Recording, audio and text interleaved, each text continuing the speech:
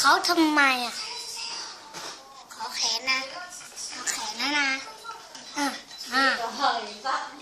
เอาแขนนะเอาแขนนะ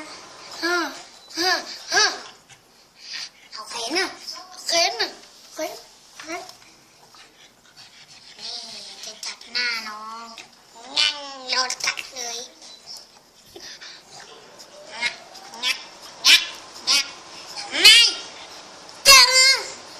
เจ็บนะลูกมัน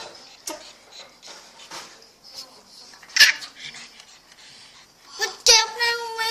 ตีเลยตีนะ